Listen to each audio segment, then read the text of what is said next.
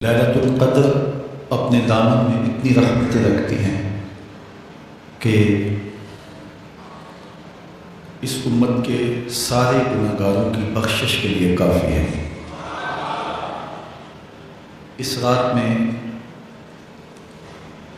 روح الامین اترتے ہیں فرشتوں کے جلوہ میں، جھرمٹ میں، اور اہل ایمان جو قیام میں ہوتے ہیں، قعود میں ہوتے ہیں، ذکر الہی میں ہوتے ہیں، ان سے مصافحہ کرتے ہیں۔ یہ رات کون سی ہے؟ ترکی خیمے میں چٹائی ایک سمت کر کے سر انور حضور نے باہر نکالا اور فرمایا کہ لیلۃ القدر کو آخری عشرے میں تلاش کر۔ اور ایک روایت کے لفظ یہ ہیں کہ آخری عشرے کی تاک راتوں میں تلاش کر۔ وہ تاک رات کون سی ہے؟ اس کو مخفی رکھا گیا۔ حضرت ابی بن کعب رضی اللہ تعالی عنہ صحابی رسول ہیں، فرماتے ہیں میں قسم کھاتا ہوں کہ وہ رات 27ویں شب ہے۔ حضرت بایزید بسطامی علیہ رحمہ فرماتے ہیں مجھے زندگی میں یہ رات 2 بار ملی ہے اور دونوں بار 27ویں شب ہی تھی۔ تو ہم اللہ کی بارگاہ میں امید کا دامن پھیلائے ہیں کہ یہی شب ہو اور اس کے دامن سے پھوٹتی ضیائیں ہمارے اندر کے اندھیروں کو ختم کرنے کا ذریعہ بنے۔ مجھے آپ کو اپنے معاد کی، آخرت کی فکر کرنی چاہیے۔ یہ راتیں آتی ہیں اور چلی جاتی ہیں، اور ایک وقت آئے گا کہ یہ راتیں آئیں گی اور ہم نہیں ہوں گے۔ کتنے لوگ ایسے ہیں جو پچھلے سال تھے لیکن آج نہیں ہیں، ان سے گزشتہ سالوں میں تھے، آج نہیں ہیں۔ تو اللہ ہمیں ہر سال یہ رات مبارک کرتا ہے، نصیب ہوتی ہے۔ اللہ آپ کی قسمت میں ایسی بہت ساری راتیں نصیب کرے، لیکن بہرحال ایک وقت ایسا آنے والا ہے کہ یہ راتیں تو آئیں گی لیکن ہم موجود نہیں ہوں گے۔ تو یہ جو میسر راتیں ہیں، ان کے دامن سے پھوٹتی ضیائیں ہمیں اپنے اندر سمو لینی چاہیے کہ ہم دنیا پہ نہ بھی ہوں گے تو یہاں سے جو ہم نے نور لیا ہوگا وہ قبر میں بھی چراغاں کرے۔ باطن کی روشنی، اندر کے اجالے اور روح کا چراغاں اس رات کے دامن سے لیا جا سکتا ہے۔ حضور علیہ السلام رمضان المبارک کے آخری عشرے میں کثرت کے ساتھ عبادت کرتے تھے۔ حضرت سیدہ عائشہ رضی اللہ تعالی عنہ فرماتی ہیں کہ حضور کمر بستہ ہو جاتے اور اپنا تہبند کس کے باندھ لیتے، خود بھی جاگتے اور اہل خانہ کو بھی بیدار رکھتے۔ زندگی میں یہ ساعتیں جو ہمیں مقسوم ہوئی ہیں، یہ سعادت بھری ساعتیں ہیں۔ پچھلی امتوں کے حصے میں اس طرح کے لمحات کب آئے ہیں؟ یہ ایک رات 1000 مہینے کی عبادتوں سے افضل، بہتر اور بھاری ہے۔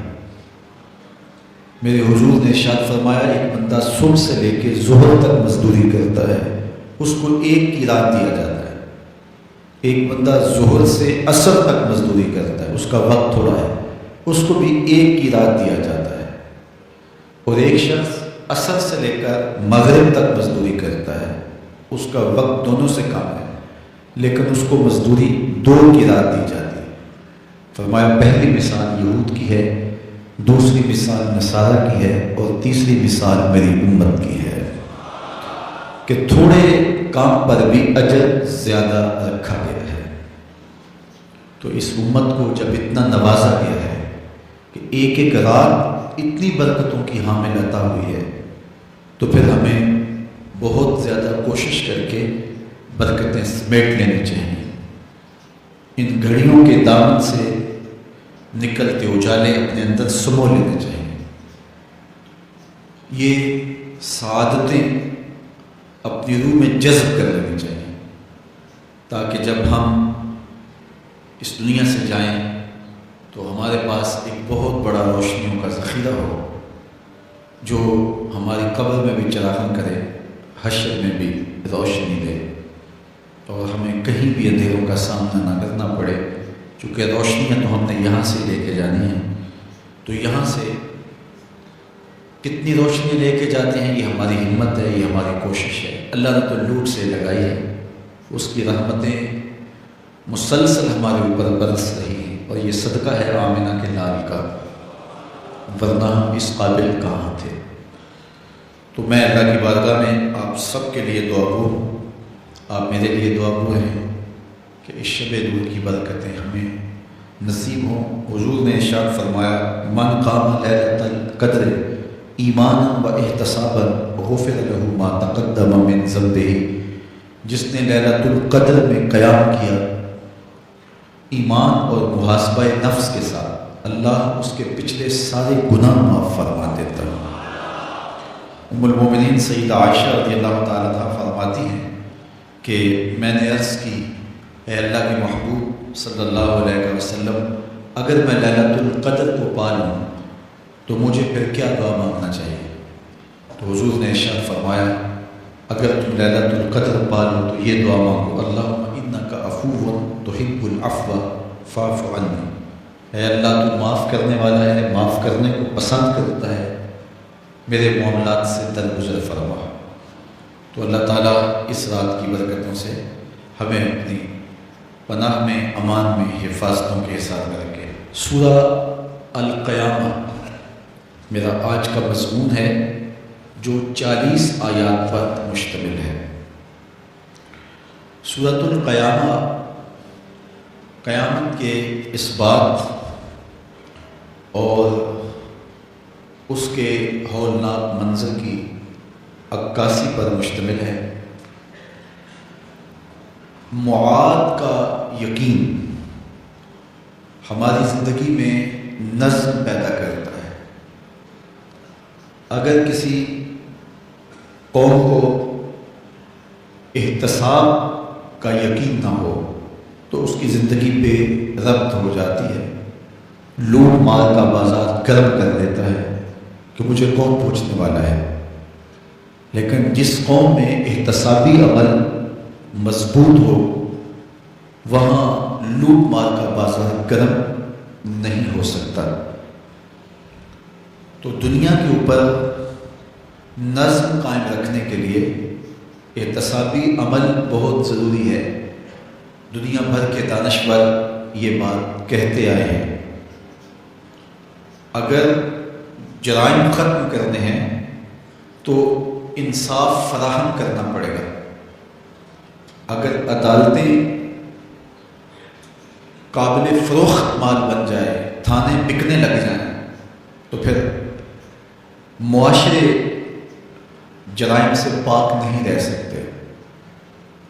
تو عدالتی نظام اگر بے لاب ہوگا اور انصاف لوگوں کی دہلیز تک پہنچے گا تو معاشرے ستھرے اور پاکیزہ ہوں گے، اور ایک خوبصورت معاشرتی نظم قائم ہوگا۔ تو احتسابی عمل اور عدالتی نظم اچھا رکھنے کے نتائج ہم اپنی آنکھوں سے دیکھتے ہیں۔ تو کیا آخرت کا احتساب ہونا ضروری نہیں، جہاں افراد کا اور قوموں کا فرد عمل پیش ہو اور پھر جزا و سزا ان کو دی جائے؟ تو اسلام نے جو معاد اور آخرت کا تصور دیا ہے، یہ فرد اور قوم کی زندگی میں ایک نظم پیدا کرتا ہے۔ لیکن ہر دور میں جو مجرم ہوتے ہیں، جن کا کام ہی لوٹ مار ہوتا ہے، وہ کبھی نہیں چاہتے کہ احتسابی عمل مضبوط ہو۔ وہ چاہیں گے کہ عدالتیں قابل فروخت جنس بن جائیں، تھانوں کی گولیاں دی جا سکیں، اور انصاف کبھی بھی قائم نہ ہو۔ تو بے لاگ احتساب کا وہ کبھی بھی رواج نہیں پڑنے دیں گے۔ جو لوگ آخرت کے تصور کو جھٹلاتے ہیں، ان ساری قوموں کو دیکھ لیں جنہوں نے آخرت کو جھٹلایا، وہ قومیں ہیں جو برائی میں لت پت تھیں اور گناہوں بھری زندگی بسر کر رہی تھی۔ اب ایسی قومیں کبھی پسند نہیں کرتی کہ کوئی آخرت بھی ہو جس کا خوف انہیں گناہوں کی اور بدیوں کی زندگی سے نکالے، کیونکہ وہ اس زندگی سے نکلنا ہی نہیں چاہتے، تو آخرت کا وہ ڈٹ کے انکار کرتے۔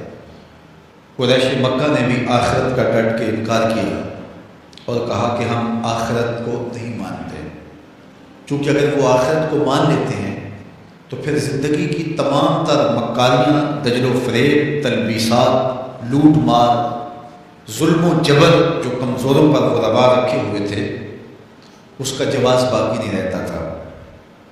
تو اس لیے انہوں نے اس کا ڈٹ کے انکار کیا۔ قرآن مجید کی جتنی بھی مکی صورتیں ہیں ان میں آخرت کا اس بات کیا گیا ہے اور معاد کو ثابت کرنے کے لیے دلائل دیے گئے ہیں۔ یہ سورہ القیامہ یہ بھی سورت نزول کے اعتبار سے مکی ہے۔ سورت کا آغاز قسم سے کیا جا رہا ہے، لا اقسم بیوم القیامہ، روز قیامت کی قسم یاد کرتا ہوں۔ اللہ تعالیٰ نے قیامت کے دن کی قسم کی۔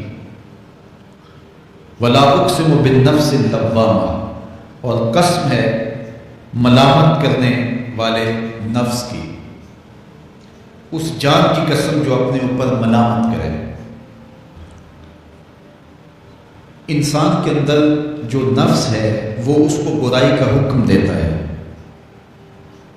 حکم دینے والے کو عامر کہتے ہیں، اور اسی سے مبالغہ کا صیغہ امارہ ہے، بہت زیادہ حکم دینے والا۔ تو جو نفس انسان کو برائی کا حکم دیتا ہے اس کو نفس امارہ کہتے ہیں، بہت زیادہ برائی کا حکم دینے والا۔ لیکن اللہ تعالیٰ جل شانہ دین کی برکت سے جب نفس کی اصلاح کرتا ہے تو نفس امارہ نفس لوامہ بن جاتا ہے، جو ملامت کرتا ہے، برائی پر بندے کو روکتا ہے۔ اندر ایک جنگ چلتی ہے، بندہ گناہ کرتا ہے لیکن اندر اس کا نفس اس کو ملامت کرتا ہے کہ تم غلط کر رہے ہیں۔ تو اندر جو جنگ چل رہی ہوتی ہے، نفس ملامت کر رہا ہوتا ہے، گناہ بھی چل رہا ہوتا ہے، تمام عمر طوفان سے کھیلتے گزری، نیا کے ڈوبنے کا ڈر بھی رہا۔ تو یہ اندر جو کھینچا تانی ہے، ملامت اور گناہ، پھر توبہ بھی ہوتی ہے، پھر گناہ بھی سرزد ہو جاتے ہیں۔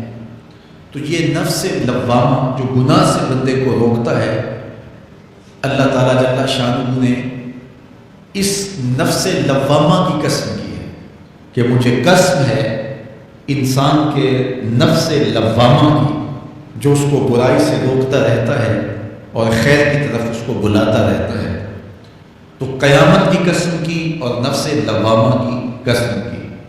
اور جب نفس مزید ترقی کرتا ہے اور پھر اندر نیکی کی قوتیں پنپتی ہیں تو ایک وقت آتا ہے کہ پھر انسان نیکی ہی کے ماحول میں جینا شروع کر دیتا ہے، تو پھر نفس کو اطمینان ملتا ہے۔ اس نفس کو نفس مطمئنہ کہتے ہیں، اور جب نفس مطمئنہ بن جائے تو قیامت کے دن اللہ تعالیٰ جل شانہ آواز دے گا کہ میرے لیے گناہوں کو چھوڑنے والے آجا تیرا رب تیرا منتظر ہے۔ سورہ الفجر میں ارشاد فرمایا، یا ایتھا النفس المطمئنہ ارجعی الی ربک راضیۃ مرضیہ فادخلی فی عبادی وادخلی جنتی۔ اے نفس مطمئنہ آجا، تیرا رب تیرے پہ راضی اور تو رب پہ راضی، میرے بندوں میں داخل ہو کے میری جنت میں داخل ہو جائے۔ تو اللہ تعالیٰ ہمارے نفس کو نفس مطمئنہ بنائے۔ تو نفس لوامہ بھی غنیمت ہے جو گناہ پہ ملامت کرتا ہے۔ تو اللہ تعالیٰ جل شانہ نے قیامت کے دن کی قسم کی تو ساتھ نفس لوامہ کی بھی قسم کی۔ قسم تو کوئی بھی کرے تو سننے والا متوجہ ہوتا ہے کہ یہ جو قسم کی جا رہی ہے تو یہ کسی عنوان کی اہمیت کو بیان کرنا مقصود ہے، تو پھر قسم اگر رب کرے تو پھر سمجھنے کے لیے کافی ہے کہ وہ کتنا اہم مضمون ہوگا جس پہ میرا رب ہو کے قسم کر رہا ہے۔ تو قیامت پر اللہ تعالیٰ قسم فرما رہا ہے تاکہ اس کا قسم فرمانا اہل عقل کے لیے کافی ہو کہ اس کے اس بات کے لیے اس سے بڑی کیا دلیل ہو سکتی ہے کہ میرا رب اس پہ قسم کر رہا ہے۔ اَيَحْسَبُ الْإِنسَانُ أَن لَّن نَّجْمَعَ عِظَامَهُ، اللہ تعالیٰ ارشاد فرماتا ہے کہ کیا آدمی یہ سمجھتا ہے کہ ہم ہرگز اس کی ہڈیاں جمع نہیں فرمائیں گے؟ یہ ایک کافر تھا، عدی بن ربیعہ، یہ مراد ہے یہاں انسان سے۔ ایک روایت کے مطابق ابو جہل بن ہشام مراد ہے۔ تو یہ ابو جہل یا عدی بن ربیعہ یہ کہتے تھے کہ کیا ہڈیوں کو دوبارہ جوڑا جائے گا، دوبارہ ان کو جمع کیا جائے گا؟ یہ نہیں ہو سکتا، قیامت نہیں آ سکتی۔ وہ کہتے تھے یہ جہاں ہے بس ختم ہو جائے گا کام تمام، لہٰذا جو عزت پانی ہے، جو لذت حاصل کرتی ہے، جو عیش و عشرت کرتی ہے، جو کچھ کرنا ہے اسی جہان میں کر لو۔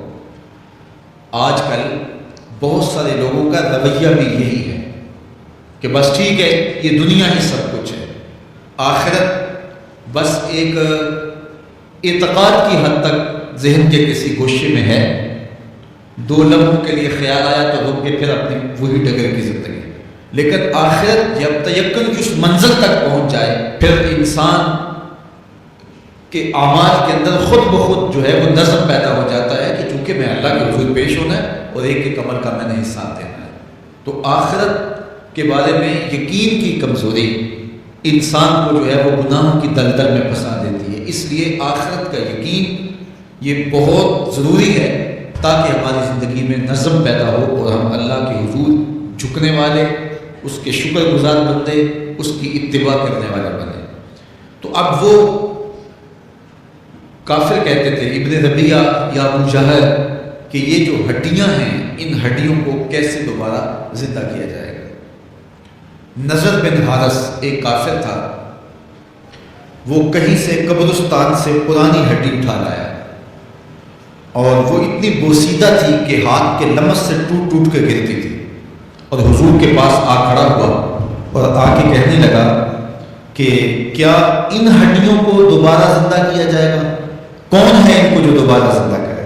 اور ساتھ ہڈی توڑتا ہے اور اس کے ریزے زمین پہ گرتے ہیں۔ تو حضور علیہ السلام نے اللہ کی جانب سے اس کا جواب دیا۔ ذرا قرآن پڑھی، سورہ یاسین کا آخری رکوع ہے، وَضَرَبَ لَنَا مَثَلًا وَنَسِیَ خَلْقَهُ قَالَ مَن يُحْيِي الْعِظَامَ وَهِيَ رَمِيمٌ۔ اب وہ باتیں کرنے لگ گیا ہے، اس کی زبان بولنے لگی ہے، اب کہاوتیں ہمارے لیے لاتا ہے، اور کیا کہتا ہے؟ مَن يُحْيِي الْعِظَامَ وَهِيَ رَمِيمٌ، ان ہڈیوں کو کون زندہ کرے گا جبکہ اتنی بوسیدہ ہو گئی؟ تو یہ نضر بن حارث حضور کے سامنے ہڈی لایا تھا اور توڑتا تھا اور کہتا تھا یہ ہڈیاں زندہ ہوں گی، ان ہڈیوں کو دوبارہ اٹھایا جائے گا جو اتنی بوسیدہ ہو گئی ہیں کہ ہاتھوں کا لمس بھی گوارا نہیں کرتی، اس کو دوبارہ زندہ کیا جائے گا؟ کون زندہ کرے گا؟ جواب سنو، قُلْ يُحْيِيهَا الَّذِي أَنشَأَهَا أَوَّلَ مَرَّةٍ، اے محبوب فرما دیجئے اب تو ہڈیاں موجود ہیں، جب ہڈیاں بھی نہیں تھی تو جس رب نے انسان بنایا ہڈیوں کو جوڑ کے نہیں بنا سکتا۔ اب تو میٹیریل موجود ہے، جب میٹیریل بھی موجود نہیں تھا۔ هل اتى على الانسان حين من الدهر لم يكن شيئا مذكورا، انسان پر وہ وقت بھی آیا ہے جب یہ قابل ذکر چیز ہی نہیں تھا، اس کا نقشہ نہیں تھا، اس کی صورت نہیں تھی، اس کا میٹیریل نہیں تھا، اس کا مادہ نہیں تھا، لیکن جس نے حضرت انسان بنایا، پانی کی بوند سے تخلیق کیا، تو اب کیا وہ ہڈیوں کو جوڑ کر انسان نہیں بنا سکتا؟ تو یہ کفار بات کہتے تھے کہ نہیں نہیں نہیں، اتنی بوسیدہ ہڈیوں کو کیسے زندہ کیا جائے گا، یہ بات سمجھ میں نہیں آتی۔ پھر ان کے ذرے بکھر گئے، بعض انسانوں کو جانور چیڑ پھاڑ کے کھا گئے، کچھ وہ کھا گئے، کچھ ہڈیاں پڑی رہ گئیں، کچھ ان کی ہڈیاں راکھ بن کے اڑ گئیں۔ تو کیسے ہو سکتا ہے کہ ان کو دوبارہ زندہ کیا جائے، ان کے اجزاء جوڑے جائیں؟ اب یہ अदी बिन रबिया ने भी यही कहा। अल्लाह इरशाद फरमाता है यहसबुल इंसान अल्लन नजमा इज़ामा, ये आदमी गुमान करता है, कहता है क्या हड्डियों को दोबारा जिंदा किया जाएगा। अल्लाह फरमाता है क्यों नहीं, हम इस बात पे कादिर हैं कि उसकी उंगलियों के पोर पोर को दोबारा खड़ा करेंगे और उसके अज्जा जो बिखरे हुए हैं उनको हम इकट्ठा करके दोबारा उनको जोड़ते हैं। हमारे लिए कोई मुश्किल नहीं है, लेकिन ये उसका ख्याल है कि हड्डियों को कैसे जोड़ा जाएगा। लेकिन सूरह यासीन में जो दलील दी उस पर किस कदर जो है वो आशिश करने को जी चाहता है। फरमाया कि कुल युहीहल्लज़ी अंशअहा अव्वल मर्रा, ये कहते हैं ये हड्डियां कौन जोड़ेगा। कहा जब हड्डियां भी नहीं थी, जिसने हड्डियां बनाई उसके लिए जोड़ना क्या मुश्किल है। तो ये अजीब तुमने बात की। तो अल्लाह ताला जल्ल शानहू क़यामत के दिन हमारे वजूद दोबारा उठाएगा और अपने हुजूर बंदों को खड़ा करेगा और उनसे सवाल पूछेगा। ये नहीं है कि जो मर्जी करते गए, एक आदमी ने जुल्म किया, जबर किया, ज्यादतियां की, लोगों का हक लूटा, लोगों का माल गस्ब किया, इज्जतें पामाल की, और इतना मुअस्सर था कि अदालतें वो खरीद लेता था, कचहरियां वो खरीद लेता था, पुलिस वो खरीद लेता था, कोई से पूछने वाला नहीं था, उसकी बात चलती थी, उसका फोन चलता था, उसका रुका चलता था, ऐशो इशरत की जिंदगी गुजारी और मर गया। हजारों के हक गस्ब करके, हजारों का माल हड़प करके, लोगों की आबरू में लूट के मर गया और कब्र में चला गया। बस किस्सा खत्म। अब ना वो उठेगा ना उससे हिसाब लिया जाएगा। तो फिर इंसाफ कहां गया। एक अदालत ऐसी होनी चाहिए कि जिस अदालत में उसको भी पकड़ा जाए और टिकटकी पे बांधा जाए कि दुनिया पर तो किसी ने तुझे पकड़ा नहीं, आज इस अदालत में तेरे खिलाफ सुल्तानी गवाह भी मौजूद हैं और तुझे गुनाहों का, जुर्म का बदला भी दिया जाएगा और मुनसिफ जो है वो इंसाफ करे और वो मजलूमों को खड़ा किया जाए कि दुनिया पर तो तुम्हारी दाद रसी किसी ने की, इस दरबार में तुम्हारी पूरी पूरी दाद रसी की जाए। अकल मानती है कि एक ऐसा दरबार होना चाहिए, ऐसा इंसाफी अमल होना चाहिए, एक ऐसी अदालत लगनी चाहिए कि जिसका कहीं जिसे इंसाफ नहीं मिला उसको वहां जाके इंसाफ मिले। और वो दिन कयामत का दिन है। उसका यकीन जिंदगी में नज़म पैदा कर देता है, थर थर बदन कांपता है कि आज अगर हम मुअस्सर भी हो जाए और किसी के सामने जवाब देना हो, लेकिन एक अदालत तो है जहां हमने जवाब दे होना है और अपने एक एक अमल का हिसाब देना है। तो अल्लाह इरशाद फरमाता है कि उस अदालत के सामने तुमने पेश होना है। तुम्हारे जोड़ जोड़ को अल्लाह ताला दोबारा खड़ा करेगा और उसको दोबारा तख्लीक करेगा और पैदा करेगा और तुम दोबारा खड़े हो जाओ, उसके हुजूर पेश होगे। बल युरीदुल इंसान लियफ़जुर अमामा, बल्कि आदमी चाहता है कि उसकी निगाह के सामने बदी करे। अस्तग़फिरुल्लाह। ये एक जालिम काफिर था, वो हुजूर की खिदमत में आया, कहने लगा मैं नहीं मानता क़यामत आएगी। हुजूर ने उसको दलाइल दिए, तो जब दलाइल के सामने बेबस हो गया तो कहने लगा कि जिस क़यामत की आप बात करते हैं वो क़यामत आ भी गई तो मैं नहीं मानूंगा। अल्लाह अकबर। तो वो इनकार करने वालों की इंतहा होती है। और देखिए वो क्या बोल रहे हैं, बल युरीदुल इंसान लियफ़जुर अमामा। उसकी सरकशी देखिए, उसका तमर्रुद देखिए। वो कहता है अच्छा अगर क़यामत कायम हुई तो ये गुनाह, ये जुर्म, ये बदी, ये बदकारियां, ये जुल्म जो मैं करता हूं, ये बदकारियां रब के सामने करूंगा। कैसी डटाई है, मजाक उड़ाता है, तमस्खुर उड़ाता है आखिरत का।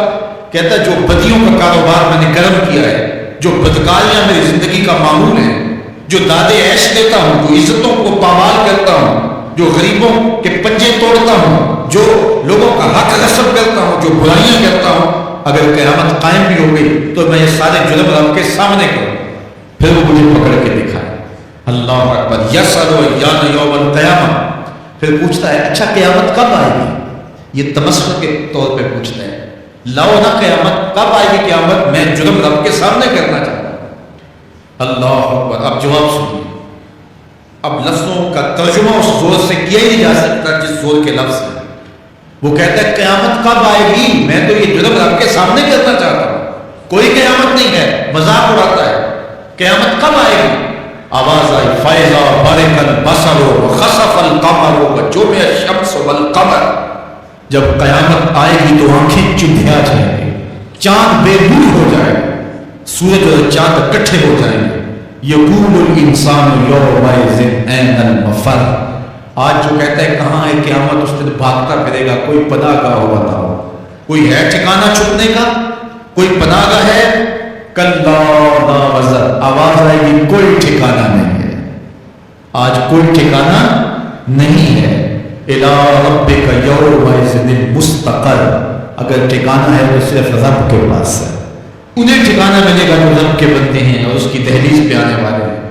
یُنَبَّأُ الْإِنسَانُ یومئذ بما قدم وأخر، اللہ تعالیٰ اس کو بتا دے گا جو آگے بھیجا اور وہ بھی بتا دے گا جو پیچھے چھوڑا، ایک ایک چیز تش تش بام ہو جائے گی۔ یوم تبلی السرائر فما لہ من قوۃ ولا ناصر، اللہ فرماتا سارے راز کھل جائیں گے، جو بند کمروں میں جرم کیے داد عیش دیتا رہا وہ بھی کھل جائیں گے، اور پھر کوئی طاقت نہیں ہوگی، کوئی زور نہیں ہوگا، کوئی زر نہیں ہوگا جو اس کو بے نقاب ہونے سے بچا سکے۔ اے داور حشر میرا نامہ اعمال نہ پوچھ، اس میں کئی پردہ نشینوں کے بھی نام آتے ہیں، تو وہ کتنا سخت دن ہوگا۔ ارشاد فرمایا جائے گا کہ جو آگے بھیجا جو پیچھے چھوڑا، جو جرم کرتا رہا جو نیکیاں کی جو برائیاں کی، سب کچھ تش تش بام ہو جائے گا۔ بل الانسان علی نفسہ بصیرہ، بلکہ آدمی خود اپنے حال پر اچھی طرح خود آگاہ ہے۔ ہم اسے نامہ اعمال کے دفتر دیں گے جہاں سب کچھ لکھا ہوگا۔ قرآن بتاتا جب نامہ اعمال سامنے آئے گا تو وہ بے ساختہ پکار اٹھے، ما لہذا الکتاب لا یغادر صغیرۃ ولا کبیرۃ الا احصاها، ہائے اس کتاب کو کیا ہوا، اس نے چھوٹی بڑی کوئی بات نہیں چھوڑی، سب کچھ لکھ دیا۔ نامہ اعمال سامنے ہوگی، زمین بولے گی، ہاتھ پاؤں بولیں گے، فرشتے بولیں گے، کرامن کاتبین بتائیں گے یہ کیا کیا جرم کرتا رہا، کیا کیا گناہ کرتا رہا۔ تو اس دن حاشیہ سامنے آ جائے گی، تو یہ تو ثبوت ہوں گے ہی، لیکن اللہ فرماتا ہے ثبوت تو اپنی جگہ، لیکن بل الانسان علی نفسہ بصیرہ، کیا انسان کو خود نہیں پتا کہ وہ کہاں کھڑا ہے؟ اس کو اپنے جرائم کی فہرست خود یاد ہے، اس کے ضمیر پہ خود اس کا بوجھ موجود ہے، اسے یہ نامہ اعمال نہ بتاتے، فرشتے نہ بتاتے، پھر اسے پتا تھا کہ میں کیا ہوں، کہاں میں نے جرم کیا ہے۔ وَلَوْ أَلْقَىٰ مَعَاذِيرَهُ، اللہ اکبر، اگر اس کے پاس جتنے بہانے ہوں سب لا ڈالے، جب بھی کوئی اس کا بہانہ نہیں سنا جائے گا۔ قیامت کا دن ہوگا، دنیا کے اوپر تو بہانوں سے انسان بچ نکلتا ہے، کوئی جھوٹ بول لیا، کوئی جھوٹا گواہ پیش کر دیا، کوئی مکر کر دیا، کوئی رشوت چل گئی، کوئی سفارش کام آ گئی، کوئی بہانہ تراش کیا، بات کو توڑ موڑ کے پیش کر دیا۔ لیکن قیامت کا جب دن ہوگا تو کوئی نہ جھوٹا گواہ چلے گا، نہ رب کی پولیس رشوت لیتی ہے، نہ ہی وہاں انصاف کے خلاف کوئی کام ہوگا، اور نہ ہی کوئی بہانہ چل سکے گا۔ اللہ اکبر۔ دوسری بات مفسرین نے یہ بھی لکھی کہ بعض اوقات یہ ہوتا ہے کہ انسان اپنے گناہ پر، اپنے جرم پر کوئی بہانہ تلاش کر کے لوگوں کو مطمئن کر دیتا ہے۔ جو اس نے جرم کیا، کسی سے زیادتی کی، کسی کا حق نصب کیا، تو لوگوں نے ملامت کی تو وہ کوئی بہانہ تلاشتا ہے اور لوگوں کو مطمئن کر دیتا ہے، بعض کا لاجواب کر دیتا ہے، بعض کا مطمئن بھی کر دیتا ہے۔ وہ لوگوں کو تو مطمئن کر دیتا ہے لیکن وہ خود مطمئن نہیں ہو سکتا۔ جس نے جرم کیا ہوتا ہے، جرم اس کو اندر سے ڈستا رہتا ہے، اس کا ضمیر اس کو ٹھوکریں مارتا رہتا ہے، اندر کی بے چینی اسے تنگ کرتی رہتی ہے، اگرچہ وہ دلائل سے، مکر و فریب سے، باتوں کو توڑ موڑ کے عذر کر لیتا ہے، کوئی بہانہ بنا لیتا ہے، لیکن اس کے باوجود اس کے اندر کوئی چین، اندر کوئی اطمینان نہیں ہوتا۔ اللہ اکبر۔ تو مجرم بے چین رہتا ہے۔ آج ہماری بے چینیوں کا ایک سبب ہمارا مالک کی دہلیز سے منہ موڑنا اور بہت سارے دیدہ نادیدہ گناہوں کا ارتکاب کرنا ہے۔ جب ہم سے سستیاں ہو جاتی ہیں، کوتاہیاں ہو جاتی ہیں، تو وہ گناہ ہمارا پیچھا نہیں چھوڑتے اور ہمیں بے چین اور مضطرب رکھتے ہیں۔ تو بعض اوقات جو ہے وہ ہم کہتے ہیں کہ پتہ نہیں بے چینی کیا ہے۔ بے چینی گناہوں کی ہے۔ گناہ طبیعت میں بے چینی پیدا کر دیتا ہے، سکون نہیں آنے دیتا، اطمینان کی دولت چھن جاتی ہے جب کوئی شخص گناہ کرتا ہے۔ اور یہ لازمی نہیں ہے کہ وہ کسی کا حق غصب کرے، اس نے کسی کی عزت ہی پامال کی ہو، اس نے کسی کی آبرو پہ حملہ کیا ہو۔ اگر نماز چھوڑی ہے تو بے چینی یہ بھی کم نہیں ہے، یہ رب کی نافرمانی ہے۔ اگر اس کی نظر بھٹکی ہے تو یہ بھی کم بے چینی نہیں دیتی۔ اگر اس کا خیال بہکا ہے اس نے زبان سے کسی کو دکھ دیا ہے، اس نے کسی کے لیے سب کو شتم کا انداز اختیار کیا ہے، گالی گلوچ کا رنگ اختیار کیا ہے، تو پھر کیا ہوا کہ یہ بے چینی اندر کو توڑتی رہتی ہے۔ انسان چلتا پھرتا ہے لیکن اسے طمانینت نہیں ملتی، اسے سکون نہیں ملتا۔ سکون کب ملے گا؟ سکون تب ملتا ہے جب کسی سے زیادتی کی ہو تو اس سے جا کے معافی مانگ لی جائے، اور اس لجاجت کے ساتھ معافی مانگی جائے کہ وہ مجبور ہو جائے معاف کرنے پہ، تو پھر اندر طمانینت اتر جاتی ہے۔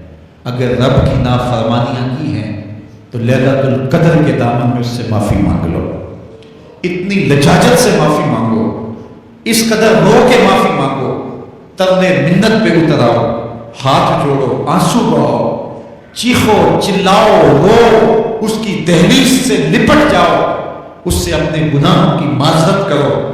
جب مالک نے معاف کر دیا اندر کی ساری بے چینیاں مٹ جائیں گی، دل کو قرار مل جائے گا، دل کو تسکین نصیب ہوگی۔ تسکین اس کی دہلیز سے تمہیں ملے گی، یہ اندر سے پھوٹتی ہے، باہر سے نہیں آتی۔ تسکین کے قافلے اندر ہی اترتے ہیں، اندر سے اس کے سوتے پھوٹتے ہیں، اس کے چشمے پھوٹتے ہیں۔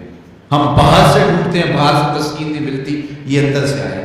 اس لیے اس دل کے اوپر لگے ہوئے میل کچیل کو، غلاظت کو دور کر دو اور کھرچ دو دل کے اوپر پڑے ہوئے جتنے بھی زنگ ہیں، تو پھر نتیجہ کیا ہوگا؟ دل ستھرا ہوگا، مصفا ہوگا، مزکا ہوگا، تو پھر دل کو نور ہوگا، تو پھر آپ کو زندگی گزارنے کا لطف، سرور اور مزہ آنے لگ جائے گا۔ تو انسان جب دلیلیں تراشتا ہے، اس سے بعض اوقات اپنے آپ کو بھی مطمئن کرنے کی کوشش کرتا ہے، اوروں کو بھی مطمئن کر لیتا ہے، لیکن حقیقت میں اطمینان نہیں ہوتا، وہ بے چینی ہوتی ہے۔ تو اللہ تعالیٰ جل شانہ اس کہانی کو بیان کرتے ہوئے ایک اور مضمون کو بیان کیا، اور یہ بالکل درمیان میں جملہ معترضہ کے طور پہ جو ہے وہ نظر آ رہا ہے کہ بات تو چل رہی ہے، تو اچانک اللہ اپنے محبوب سے مخاطبہ فرماتا ہے، کیا ارشاد کرتا ہے؟ لا تحرک بہ لسانک لتعجل بہ۔ تو یہ اچانک بات کیوں آ گئی؟ اصل بات یہ تھی کہ جب وحی نازل ہوتی تو آقا کریم علیہ السلام ہمہ تب گوش ہو کے اس وحی کو سنتے، پھر اس کو محفوظ کرنے کی فکر ہوتی کہ جو میں نے سنا ہے وہ اچھی طرح مجھے یاد ہو جائے، اور پھر آقا کریم علیہ السلام کی تیسری فکر یہ ہوتی کہ اس کے جو معارف ہیں، اسرار ہیں، اور اس کے جو ثمرات ہیں، اس کی جو تفصیلات اور نکلنے والے اس کے نتائج ہیں، وہ بھی اچھی طرح جو ہے وہ میں سمجھ پاؤں۔ تو یہ تین مشقتیں بیک وقت حضور گوارا کر رہے ہوتے۔ اب قیامت کا ہولناک منظر جو پیش کیا گیا، اور پھر انسان جب اپنے رب کی نافرمانی کرتا ہے تو جو اس کا حال ہوتا ہے، تو یہ سارے مضامین کو اللہ کے محبوب سن رہے تھے۔ حضور کے قلب ادھر پر گرانی آئی، اور میرے رب کو کیسے گوارا تھا۔ جو حضور سن رہے تھے جلدی جلدی اس کو زبان پہ لانا چاہ رہے تھے تاکہ وہ اچھی طرح ازبر ہو جائے، لیکن اللہ نے محبوب کی اس مشقت کو دیکھا تو فرمایا لا تحرک بہ لسانک لتعجل بہ۔ محبوب آپ اپنی زبان کو جنبش نہ دیں، آپ جلدی کرتے ہیں تاکہ وہ جو میں نے سنا ہے وہ میری زبان پہ آ جائے۔ ان علینا جمعہ وقرآن، یہ ہمارے اوپر ہے، ہم آپ کے دل میں جمع بھی کریں گے، جو آپ کو سکھایا ہے وہ آپ کو یاد بھی رہے گا، وہ آپ بھول نہیں سکیں گے۔ فَإِذَا قَرَأْنَاهُ فَاتَّبِعْ قُرْآنَهُ، اور جب ہم پڑھ لیں تو پھر اس کے بعد آپ اس کو دہرائیں پڑھیں۔ ثُمَّ إِنَّ عَلَيْنَا بَيَانًا، پھر اس کی تفصیل بھی ہمارے ذمہ ہے، اس کا بیان بھی ہمارے ذمہ ہے۔ اس سے وہ لوگ جو حجیت حدیث کا انکار کرتے ہیں اور پھر وہ کہتے ہیں کہ نہیں بس قرآن مجید کی آیات ہیں، اس کے علاوہ اور کچھ نہیں ہے، وہ من اللہ نہیں ہے، تو یہاں غور کرنا ہے۔ ثم ان علینا بیان فرمایا گیا، پھر ہمارے اوپر ہے اس کا بیان جو آپ کو ہم القاء کریں۔ اور اگر کوئی نے فرمایا، سنن نسائی کی روایت ہے، انما اوتیت القرآن فمثلہ معہ، مجھے قرآن دیا گیا اور قرآن جتنے اور علوم بھی میرے سینے میں رکھے گئے۔ تو صرف قرآن ہی نہیں اتارا گیا حضور کے سینے میں، حضور کے سینے میں بہت کچھ نازل کیا۔ حضور کا سینہ گنجینہ ہے اسرار و معانی کا، اور اللہ تعالیٰ جل شانہ نے اپنے محبوب کو بہت کچھ عطا کیا۔ یہ بیان کرنے کے بعد فرمایا کلا بل تحبون العاجلہ وتذرون الآخرہ۔ اللہ اکبر، کوئی نہیں بلکہ یہ جو تم لوگ ہو اے کافر، تم اس چیز کو پسند کرتے ہو جو بالکل نقد ہے، جو جلد ملنے والی ہے۔ دنیا کا سودا نقد ہے، دنیا کے نفع نقد ہے، دنیا کی لذات نقد ہے۔ شیطان کہتا ہے اب چوری کرو اب مال آئے گا، اب زنا کرو اب لذت ملے گی، اب ڈاکہ کرو اب امیر ہو جاؤ۔ تو دنیا کے سودے نقد ہیں اور آخرت کے وعدے ادھار ہیں۔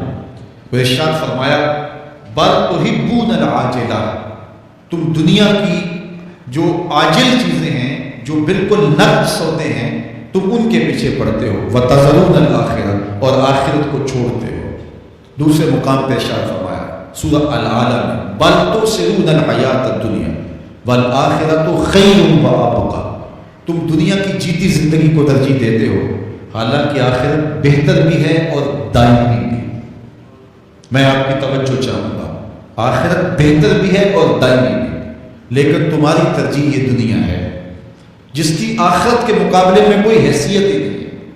حضور نے ارشاد فرمایا اگر کسی کو جنت میں ایک کوڑا رکھنے کی جگہ مل جائے، ایک ڈنڈا رکھنے کی جگہ مل جائے، دنیا و ما فیہا کی دولتوں سے وہ زیادہ قیمتی ہے۔ 7 براعظموں پہ پھیلی ہوئی کائنات، سمندروں کی تہوں میں قیمتی موتی، پہاڑوں کے دامن میں قیمتی معدنیات، مالیاتی اداروں کے پاس سرمائے، لوگوں کے پاس دولت کے انبار، یہ سارے اکٹھے کر لیے جائیں اور ان کی قیمت لگائی جائے، اور جنت میں ایک ڈنڈا رکھنے کی جگہ، ایک عصا رکھنے کی جگہ، ایک کوڑا رکھنے کی جگہ، وہ جگہ پھر بھی زیادہ قیمتی ہے۔ پراپرٹی ویلیو ہوتی ہے نا، وہ کہتے ہیں کہ دور دراز دیہات سے 10 ایکڑ فروخت کریں تو یہاں ہمارے بائی پاس پہ اگر لیں تو 1 کنال جگہ آئے گی، 10 ایکڑ فروخت کر کے یہاں 1 کنال ملے گی، اور اگر آپ مزید اس کو فروخت کر کے مزید جو ہے وہ کسی مہنگے علاقے میں چلے جائیں تو ہو سکتا ہے 2 مرلے اس 10 ایکڑ کے مقابلے میں آئیں۔ تو اس طرح مختلف جگہوں کی پراپرٹی ویلیو ہوتی ہے۔ اللہ کے محبوب جنت کی پراپرٹی ویلیو بتا رہے ہیں۔ 7 براعظموں پہ پھیلی ہوئی کائنات کو ایک پلڑے میں رکھے، پوری دنیا کے اندر جو سرمایہ ہیں، جو ماضی میں سرمایہ لوگوں نے خرچ کر لیے، جو حال میں موجود ہے، جو آنے والے دور میں لوگوں کے پاس آئیں گے، قارون کا خزانہ اور سرمایہ سارے اکٹھے کر کے ایک پلڑے میں رکھ دیں، جنت میں ایک عصا رکھنے کی جگہ پھر بھی زیادہ قیمتی ہے۔ تو پھر دنیا کی آخرت کے مقابلے میں قیمت کیا ہوگی؟ دنیا کی جنت کے مقابلے میں ویلیو کیا ہوگی؟ اور جنت میں سب سے کم جگہ کس کو ملے گی؟ جو سب سے آخر میں جائے گا۔ ظاہر ہے سب سے کم جگہ اسی کے پاس ہوگی جو سب سے آخر میں جہنم کے دھکے کھا کے رگڑے سہ کے پھر آخر میں جنت میں جائے گا، سب سے تھوڑی جگہ اس کے پاس ہوگی۔ حدیث پاک میں آتا ہے، بخاری میں آتا ہے، حضور نے ارشاد فرمایا کہ جب جہنم سے آخری جہنمی نکالا جائے گا تو اللہ تعالیٰ اسے پوچھے گا بتا تیری کوئی آرزو، تو وہ کہے گا مالک یہ آرزو ہے، یہ آرزو ہے، مختلف آرزو بتائے گا۔ اللہ فرمائے گا لکا ما تمنیت، جو تو نے آرزو کی جا تجھے میں نے عطا کر دی، اب جنت میں چلا جائے۔ تو اس کی تو توقع یہ ہوگی کہ سایہ دیواریں جنت میں جگہ مل جائے تو غنیمت ہے، اور اگر جنت کے اندر جاؤں تو کوئی جھونپڑا مل جائے 2 منزلے کا تو وہ بھی کافی ہے۔ لیکن اللہ اسے کتنی جگہ دے گا؟ اللہ فرمائے گا جا جنت میں، تیرے لیے جنت میں دنیا سے 10 گنا جگہ ہے۔ 7 براعظموں کو 10 سے ضرب دے تو کہا کہ دنیا سے 10 گنا جگہ تیرے لیے۔ اس کو یقین ہی نہیں آئے گا، وہ کہے گا تشکر وانت الملک، میرے رب تو بادشاہ ہو کے مجھ سے مذاق کر رہا ہے؟ اللہ فرمائے گا نہیں، تیرے لیے 10 گنا جگہ ہے، اور اس کے لیے 10 گنا جگہ ہوگی جو سب سے آخر میں جنت میں جائے گا۔ میں آپ کی توجہ چاہوں گا، جو آخری جنتی ہے اس کے پاس کتنی جگہ ہوگی، کتنی پراپرٹی ہوگی؟ آج تو 2 10 20 50 مربع کسی کے پاس ہوں تو وہ اتراتا ہوا چلتا ہے کہ میں اتنا بڑا زمیندار ہوں۔ جنت میں آخری جنتی کی جگہ کتنی ہوگی؟ دنیا سے 10 گنا جگہ۔ تو داتا گنج بخش علی حجویری کی جاگیروں کا عالم کیا ہوگا؟ بابا فرید الدین گنج شکر کی جاگیروں کا عالم کیا ہوگا؟ پھر اصحاب رسول کی جاگیروں کا عالم کیا ہوگا؟ قیمتی کتنی جگہ کہ ایک ڈنڈا رکھنے کی جگہ مل جائے، دنیا میں معافی سے وہ قیمتی، اور وہ قیمتی جگہ دنیا سے 10 گنا جگہ اس کو دی جائے گی جو سب سے آخر میں جائے گا۔ تو مجھے بتائیے اس سے بڑا بے وقوف کوئی ہے جو آخرت کو برباد کر کے دنیا کا سودا کرتا ہے؟ بل تؤثرون الحیاۃ الدنیا والآخرۃ خیر وابقیٰ، کہا آخرت بہتر بھی ہے اور دائمی بھی ہے۔ نہ ختم ہونے والی زندگی ہے۔ تو یہاں بھی ارشاد فرمایا کلا بل تحبون العاجلہ وتذرون الآخرہ، تم نقد کے پیچھے دوڑتے ہو، آخرت جو ادھار ہے اس کی پرواہ نہیں کرتے ہو۔ یہ نقد تمہیں مل بھی جائے، پہلی تو بات ہے ملتی نہیں ہے، دنیا تمہارے آگے بھاگتی ہے اور تم پیچھے بھاگ رہے ہو، کچھ حصہ تمہیں مل بھی گیا تو وہ کتنے سالوں کے لیے؟ 60 سال 70 سال، یہ تو بڑی لمبی زندگی ہے۔ ہمارے یہاں 45 سال ایوریج نکالی گئی ہے، 60 سال بھی کوئی جی لے، 70 سال بھی کوئی جی لے، کیا حیثیت ہے آخرت کے مقابلے میں؟ آخرت کا ایک دن یوم حشر قرآن بتاتا ہے 50,000 سال کا ہوگا، 50 سال کا نہیں، 100 سال کا نہیں، 50,000 سال کا ایک دن۔ پھر اس کے بعد نا ختم ہونے والی زندگی، مینڈے کی شکل میں موت کو بھی ذبح کر دیا جائے گا، موت کو بھی موت آ گئی، اب موت نہیں ہے، نا ختم ہونے والی زندگی۔ اور جو جنت میں چلا گیا سب سے آخر میں جانے والے بھی یہ جائیداد ہے۔ تو اصل زندگی تو آخرت کی زندگی ہے۔ کلا بل تحبون العاجلہ وتذرون الآخرہ، یہ تو ایک سودا ہے۔ اب اللہ تعالیٰ ایک اور چیز بتا رہا ہے، ذرا غور کیجئے، دنیا کی محبت دل میں ایسی پیدا ہو گئی کہ ہمیں سال کے بعد ماہ سیام میں مسجد میں آنا نصیب ہوتا ہے، اور ہم اپنی ہی دنیا میں مگن ہیں کہ یہی دنیا سب کچھ ہے۔ یہ کائنات بھی دیکھو، میرا رب بیان کر رہا ہے وجوہ یومئذ ناظرہ الی ربہا ناظرہ، وہ دن جب آئے گا تو جب بندے اس کے حضور حاضر ہوں گے جنہوں نے اپنی زندگی حسن و احتیاط سے گزاری ہوگی، رب کی اتباع میں، فرما برداری میں، اس کے حکموں کو پورے کرتے بسر کی ہوگی، پھر ان کو صلہ کیا ہوگا؟ اللہ فرمایا کچھ چہرے ہوں گے جو تر و تازہ ہوں گے، کھل کے گلاب ہو جائیں گے، چہرے منور اور تابہ ہوں گے۔ یہ اتنے کھلے کیوں ہوں گے، چہرے گلاب کیوں ہوں گے؟ الی ربہا ناظرہ، اس لیے کہ رب کا دیدار نصیب ہوگا، رب کا دیدار نصیب ہوگا تو چہرے کھل جائیں گے اور چہرے شگفتہ ہو جائیں گے، چہرے تر و تازہ ہو جائیں گے۔ یار کوئی پرانا دوست مل جائے اور آپ سخت صدمے کے ماحول میں ہوں تو اچانک اسے دیکھ لیں تو آپ کا چہرہ کھل جاتا ہے اور آپ کا چہرہ گلاب بن جاتا ہے، تو پھر کیا منظر ہوگا؟ دنیا کے تھکے ہوئے ہم لوگ، جنگوں کے ستائے ہوئے لوگ، بدر، احد، حنین اور کربلا کی سختیاں گوارا کیے ہوئے لوگ، تہجد کے اندر لمبا قیام کر کے راتوں کی تنہائیوں کے تھکے ہوئے لوگ، حلال کھایا حرام نہیں کھایا اور دنیا سے پیچھے رہ گئے، دنیا آگے چلی گئی اور یہ حلال کی تلاش میں بظاہر پیچھے رہ گئے۔ گھر والے بھی تانے دیتے ہیں کہ تم تو پیچھے رہ گئے، دنیا کہاں چلی گئی، تمہارے رشتے دار کہاں چلے گئے۔ تانے اور تان و تشریح کے برستے تیر سہے، ساری زندگی گزار دی، دکھوں کے مارے ہوئے یہ شخص جب قیامت کے دن اپنے رب کے حضور جائیں گے تو اللہ رخ انور سے نقاب ہٹا دے گا، پھر کیا ہوگا؟ اللہ کا دیدار ہوگا تو یہ چہرے کھل جائیں گے، ساری تھکن اتر جائے گی، جنم جنم کی ساری تھکن اتر جائے گی اور چہرے شگفتہ گلاب بن جائیں گے۔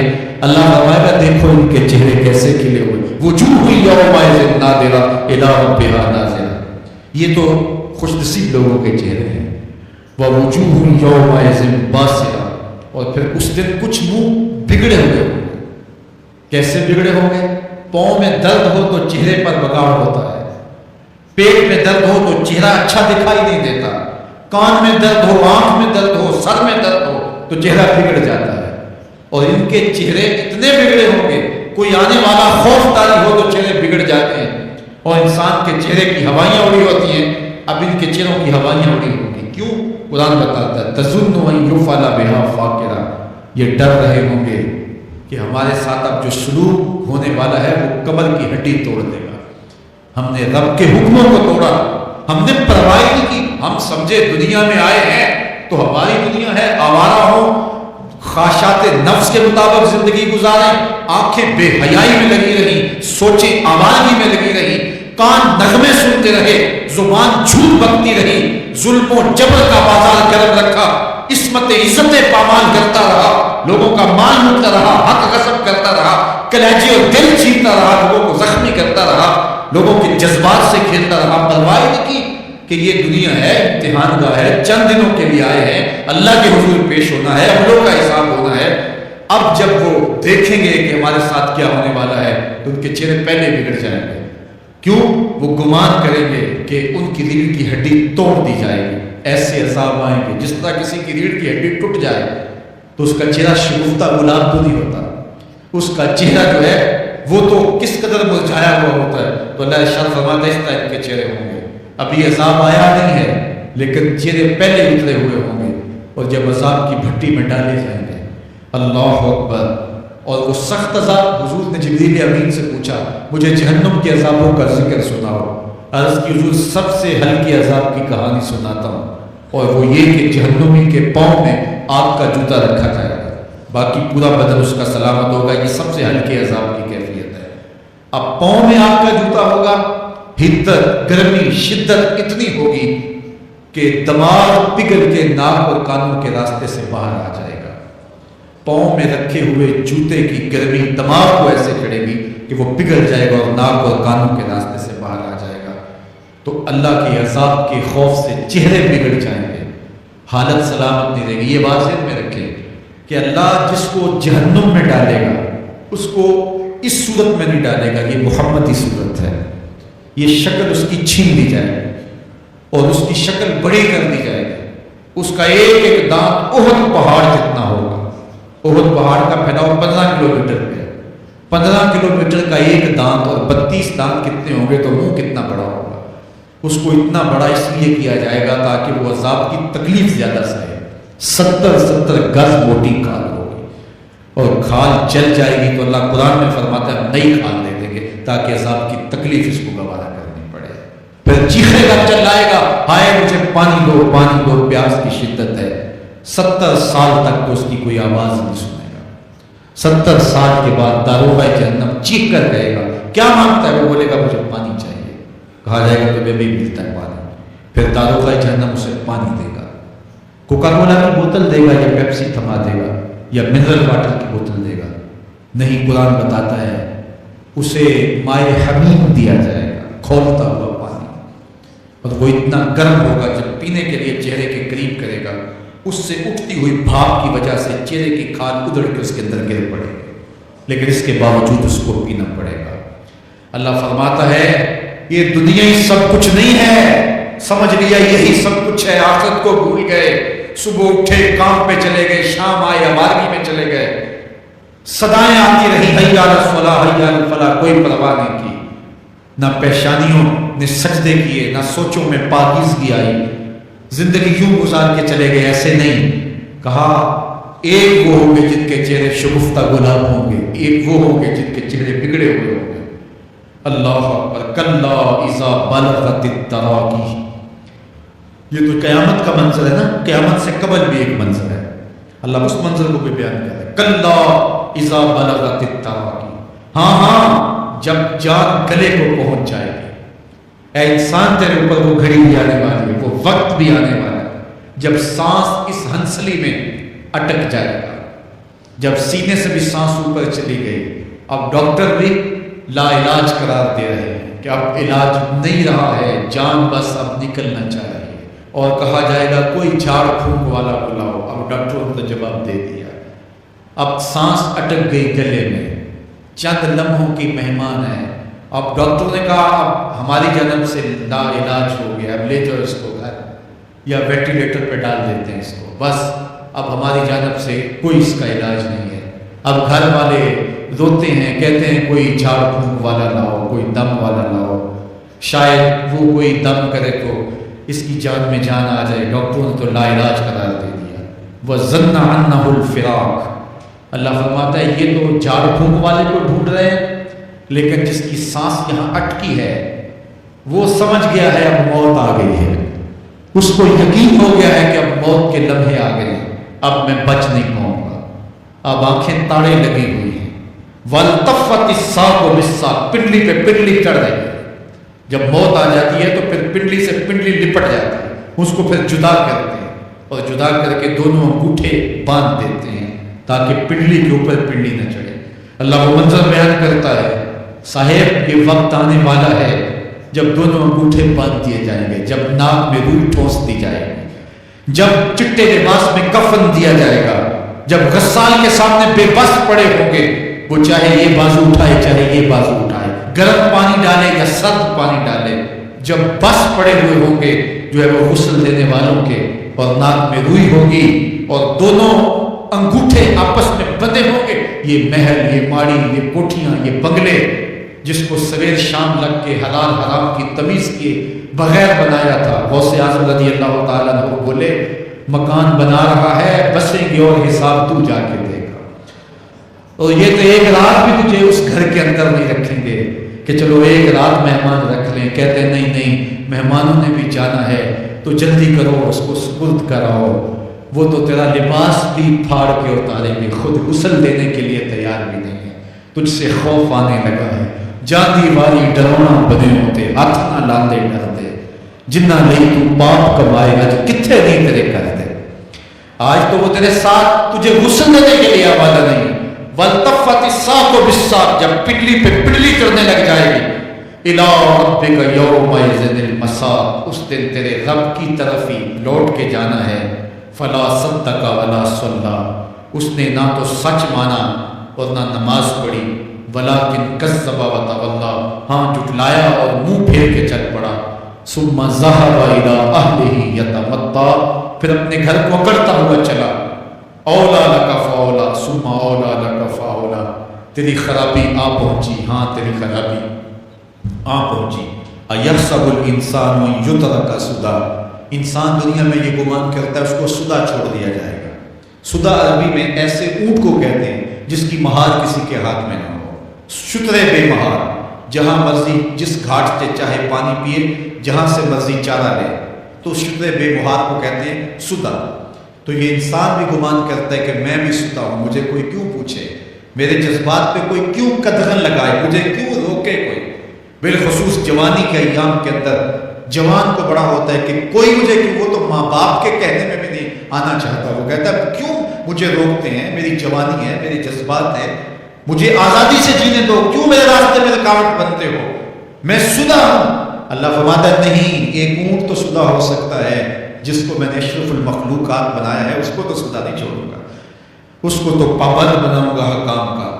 اب وہ کہتا ہے کہ نہیں نہیں، یہ کیسے دوبارہ اٹھائے جائیں گے، اب دوبارہ وہی بات پھر آ گئی، الم یکن نطفۃ من منی یمنی، اللہ فرماتا ہے ایک بوند تھی نا، پانی کا ایک قطرہ تھا جو رحم مادر میں رکھا گیا، ثم کان علقہ، پھر وہ پانی کا قطرہ لوتھڑا بنا، فخلق فسوی، پھر اللہ نے اسے پیدا فرمایا اور پھر ٹھیک ہموار کیا، فجعل منہ الزوجین الذکر والانثی، پھر اس سے وہ جوڑ بنائے، کوئی مرد بنایا کوئی عورت بنائے، کہا اب غور کر، اب تیری آنکھیں دیکھتی ہیں، بجلیاں چمکتی ہیں، تیری زبان کا طوطی بولتا ہے، لوگ اشش کرتے ہیں تیری گفتگو پہ، تیری گفتار پہ صدقے جاتے ہیں، تیرے لہجے کے جمال کو دیکھتے ہیں، تیرے سینے کا زور، تیرے پنجوں کی طاقت، تیری دماغ کی تیزیاں اور تیری سوچوں کے اجالے، تیری زوردار ٹانگیں، تیرے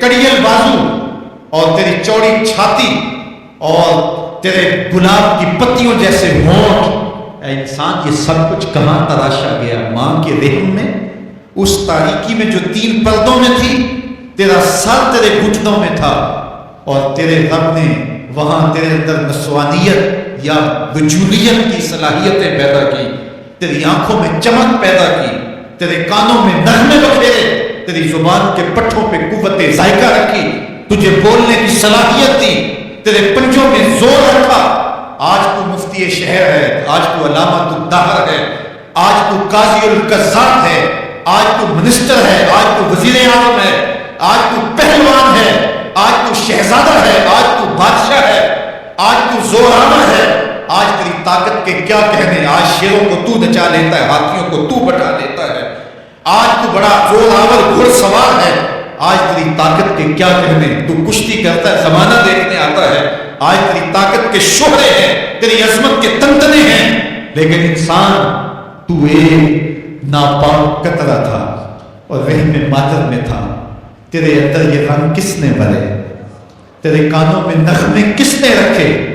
تجھے دماغ کی قوتیں کس نے دی؟ زبان کو بولنا کس نے سکھایا؟ آنکھوں میں توانائیاں کس نے رکھی؟ تیری زبان کا طوطی بولتا ہے، یہ سلیقے کس نے دیے؟ پھر اللہ فرمایا، کتنا زوردار بیان، الیس ذالک بقادر علی ان یحیی الموتى، جو ماں کے پیٹ میں ایک نطفے کو ایک خوبصورت انسان بنا سکتا ہے، ہڈیوں کو جوڑ کے دوبارہ انسان نہیں بنا سکتا؟ کیا وہ دوبارہ تجھے کھڑا نہیں کر سکتا اپنے سامنے پیش ہونے کے لیے، جس کے حکموں کو تم نے توڑا ہے، جس کے فرامین کا تم نے مذاق اڑایا ہے؟ کیا وہ اتنا ہی بے بس ہے کہ اپنے حضور تجھے جو ہے وہ کھڑا ہی نہیں کر سکتا ہے؟ جس رب نے تجھے ماں کے شکم میں شکل دی، حضرت شیخ فرید الدین عطار بولتے ہیں، سانے کستی سلاتی می شبد، ایسا کاریگر ہے مٹی سے بادشاہ بنا ڈالتا ہے۔ اس نے مٹی سے دارا و سکندر بنائے، اس نے مٹی سے جو ہے وہ رستم و سہراب بنائے، اس نے مٹی سے کیا کیا بنا دیا، جو مٹی سے بادشاہ بنا سکتا ہے، جو نطفہ رحم مادر سے جو ہے وہ شکل اور صورت اور رنگ اور جمال بنا دیتا ہے۔ تیری صورت نکھرتی ہے، تیرے ہونٹ گلابی ہیں اور تیری نرگسی آنکھیں ہیں، تیرے ریشمی بال ہیں اور تیری خوبصورت رنگت ہے، تو چال چلتا ہے تو لگتا ہے قیامت چل رہی ہے، تیرا قد رانا جو ہے وہ سنوبر کو شرماتا ہے، تیری گفتار کے تنتنے ہیں، جس نے اتنی خوبصورت شکل ماں کے رحم میں بنائی، کیا وہ ہڈیوں کو جوڑ کے دوبارہ انسان نہیں بنا سکتا؟ وہ دوبارہ انسان بنائے گا اور پھر اپنے حضور کھڑا کرے گا۔ اور ایک حدیث میں آتا ہے، اللہ بندے کو اپنے حضور کھڑا کرنے کے بعد اپنے سامنے سے ہٹنے نہیں دے گا جب تک 5 سوال نہیں پوچھ لے گا۔ آن عمرہ ہی فیما افنا ہو، اس کی عمر کے بارے میں پوچھے گا، کہاں ضائع کی؟ میں نے تجھے زندگی دی، 60 سال 70 سال 40 سال 50 سال، اس زندگی کو کہاں گزار کے آیا ہے؟ ان شباب ہی فیما ابلا ہو، اس کی جوانی کے بارے میں پوچھا جائے گا، جوانی کہاں گزار کے آیا ہے؟ مجنوں تو نہیں بنا رہا، خواہشات کا اسیر تو نہیں ہو گیا، دیوانوں کی طرح زندگی تو نہیں گزار کے آ گیا؟ تیری جوانی کسی چوک میں تو نہیں گزری، تیری جوانی آوارگی میں تو نہیں گزری، ساری رات سوشل میڈیا کے اوپر گندگی اور غلاظتیں تو نہیں دیکھتا رہا؟ تیری زندگی گزری کہاں ہے؟ تیری جوانی گزری کہاں ہے؟ اگر کوئی جواب نہ ہوا تو پھر کیا جواب دے گا؟ اور وہ کتنا خوش نصیب ہوگا جو کہے گا، مالک میری جوانی سجدوں میں گزری، میری جوانی قیام میں گزری، میری جوانی رکوع میں گزری۔ میرے حضور فرماتے ہیں، سبعۃ یظلھم اللہ فی ظلہ یوم لا ظل الا ظلہ، 7 اشخاص ایسے ہیں قیامت کے دن جب کوئی سایہ نہیں ہوگا، اللہ ان 7 کو اپنے عرش کا سایہ دے گا۔ ان میں سے دوسرا شخص میرے حضور نے بیان فرمایا، وَالشَّابُ نَشَأَ فِي عِبَادَةِ اللَّهِ، وہ جوان جس کی جوانی اللہ کی عبادت میں گزرے۔ جوانوں، اپنی زندگی کو مالک کی دہلیز پہ لے آؤ۔ جوانی وہی ہے جو مالک کی چوکھٹ پہ گزرے۔ اپنے دل کا تعلق جوڑو، عشق کرنا ہے تو پھر آمنہ کے لال سے کرو، محبت کا رشتہ ان سے جوڑو، تعلق کا ربط ان سے قائم کرو، جوانی کو دین کی راہ پہ ڈالو۔ اللہ اکبر، سنو میرے حضور کا فرمان، انا حبیب اللہ، میں اللہ کا حبیب ہوں۔ پھر فرمایا، الشاب التائب حبیب اللہ، جو جوان جوانی میں توبہ کرے وہ بھی اللہ کا حبیب ہے۔ آؤ اللہ کے حبیب بن جاؤ، اللہ کے حبیب بن جاؤ، اللہ کے حبیب بن جاؤ، اللہ کے محبوب بن جاؤ۔ لیلۃ القدر کی گھڑیاں ہیں، رات کا پچھلا پہر ہے، اللہ کے حضور کی عہد کر کے اٹھو، مالک جو زندگی گزر گئی، آئندہ جوانی کا ایک ایک لمحہ تیرے لیے گزرے گا، جیوں گا تو تیرے لیے، مروں گا تو تیرے لیے۔ میری ایک ایک سانس تیرے نام وقف ہوئی، میری زندگی کی ایک ایک ساتھ تیرے نام وقف ہوئی، میں اپنا سب کچھ تیرے لیے پیش کرتا ہوں۔ میری زندگی کا مالک بھی تو ہے، میری موت و حیات کا خالق اور مالک بھی تو ہے، یہ زندگی تو نے دی، تیری امانت ہے، تیرے حضور میں پیش کرتا ہوں۔ اور لیلۃ القدر کی گھڑیوں میں اس عزم کے ساتھ گھروں کو لوٹو کہ اللہ میری زندگی کا ایک ایک لمحہ تیرے نام ہوا، آنے والے موسم تیرے نام ہوئے، میری جوانی تیرے نام ہوئی، میرے آنسو تیرے نام ہوئے، میری پیشانی تیرے نام ہوئی، میرے دل کی دھڑکن تیرے نام ہوئی، میری صلاحیتیں تیرے نام ہوئی، میری زبان بولے گی تو تیری تسبیح بولے گی، تیرے ذکر کے ترانے پڑے گی، میرے کان سنیں گے تو قرآن کے نغمے سنیں گے، میری آنکھیں دیکھیں گی تو مالک تیری قدرت کی نشانیاں دیکھیں گی، تیرے رسول کا روضہ دیکھیں گی، تیرا کعبہ دیکھیں گی۔ مالک میری زبان سچائی کے نور سے مالا مال ہوگی اور میں ساری زندگی تیرے نام کرتا ہوں، اور جب آپ اپنی ساری زندگی اللہ کے نام کر دیں گے تو پھر وہ پوری کائنات تمہارے نام کر دے گا کہ محمد سے وفا تم نے تو ہم تیرے ہیں، یہ جہاں چیز ہے کیا لوح و قلم تیرے ہیں،